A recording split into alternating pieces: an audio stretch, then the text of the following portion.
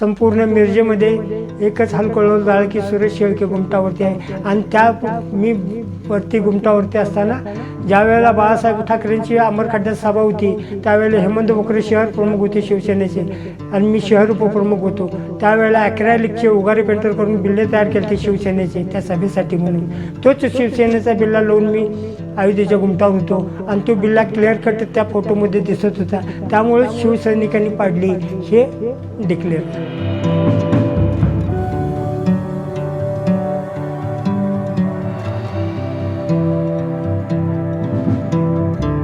ज्यांना तुम्ही ऐकलं आणि पाहिलं ते आहेत सुरेश शेळके, मिरजेत राहणारे, मूळचे बाळासाहेबांचे कट्टर शिवसैनिक. जेव्हा कार सेवा करण्याचं ठरलं तेव्हा तरुण वयातील हा शिवसैनिक कसलीही पर्वा न करता अयोध्येत धडकला. त्यानंतर 6 डिसेंबर 1992च्या दिवशी अयोध्येत नेमकं काय घडलं हेच त्यांनी सविस्तर सांगितलंय. अक्षरशः अंगावर काटा आणणारा किस्साच त्यांनी सांगितलाय.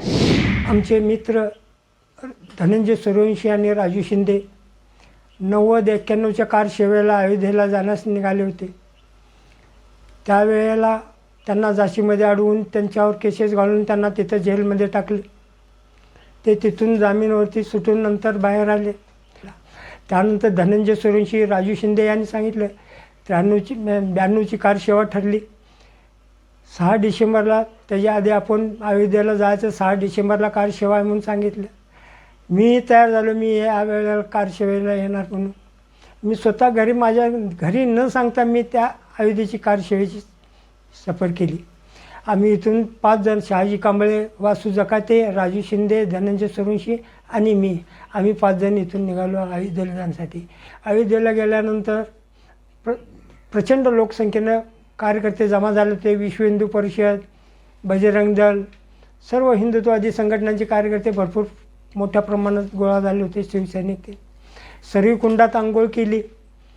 मग सूचना आली की ओंजळवर वाळू घ्या आणि प्रतिकात्मक कार सेवा करायची आणि दरवाजासमोर लाईन लावून थांबा.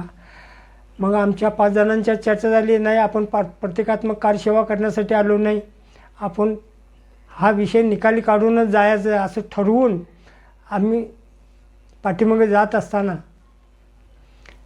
शेजारी स्टेज मारलेलं होतं. वरिष्ठ नेत्यांची भाषणं चालू होती. कुणीही दंगा घडवू नका, शांततेने आपल्याला न्यायमार्गानं निकाली करायचा आहे असं भाषण देत होते. त्याच काळामध्ये आम्ही मागच्या भिंतीवरून आत उतरून बॅरिकेड पास करून मुख्य मशिदीजवळ अलीकडे तारेचे कंपाऊंड पास करून आत जाऊन निट्ट मशिदीवरती गेलो. आमच्याही पोटात भीती होती, वरून फायरिंग होतं का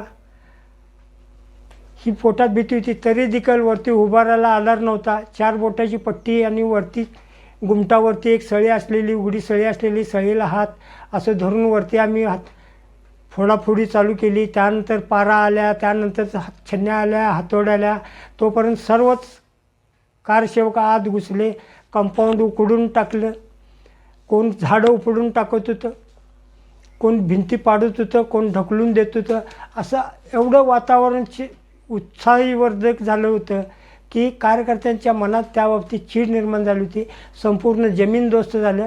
तेथून आम्ही जखमी अवस्थेत आम्ही तंबूमध्ये आलो. तर तंबूमध्ये आल्यानंतर मकरंद देशपांडे, संजय धामणगावकर, बाळू गर्गे आणि गोविंद शेगुंशी हे तिघे तिथं मांडपात बसलेले दिसले. त्यानंतर गोविंद शेगुंशीनं एक वीट आणखीन रामलल्लाची टोपी तिकडून आमच्या समोरच घेऊन आला. आम्ही हे सगळं झालं. मग प्रतिकात्मक राम मंदिर बांधायचं ठरलं. तिथंच बाजूला शेजारी चबुतरा कट्टा बांधला. राम मंदिराचं साधं असं छतवजा असं कट्टा बांधून त्यावरती रामलल्लाची मूर्ती ठेवली आणि आम्ही अयोध्येत सोडलो. येत असताना रेल्वेवरती दगडफेक, रेल्वेची रोळं काढली गेली होती. रात्री बघतोय तर त्या स्टेशनवर, सकाळी बघतोय तर त्या स्टेशनवर. फार भयानक परिस्थितीत आम्ही मिरजेपर्यंत पोहोचलो. मिरजेतील काही कार्यकर्त्यांनी फ्रंटलाईन मासिक माझ्याकडे घेऊन आले. अरे सुरेश, तुझा फोटो आलेला आहे म्हणून. आणि ते फ्रंटलाईन मासिकवरनं संपूर्ण मिरजेमध्ये एकच हलकळोल जाळ की सुरेश शेळके गुमटावरती आहे. आणि त्या मी वरती गुमटावरती असताना ज्यावेळेला बाळासाहेब ठाकरेंची अमरखड्ड्यात सभा होती त्यावेळेला हेमंत बोकरे शहर प्रमुख होते शिवसेनेचे आणि मी शहर उपप्रमुख होतो. त्यावेळेला ॲक्रेलिकचे उगारे पेंटर करून बिल्ले तयार केले ते शिवसेनेचे त्या सभेसाठी म्हणून.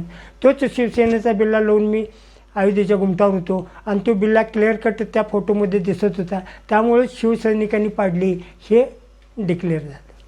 आणि बाळासाहेबांनी मुंबईला बोलवून घेऊन माझा सत्कार केला. बाळासाहेबांनी पाठ थोपटली. ह्यातच मी धन्य झालो.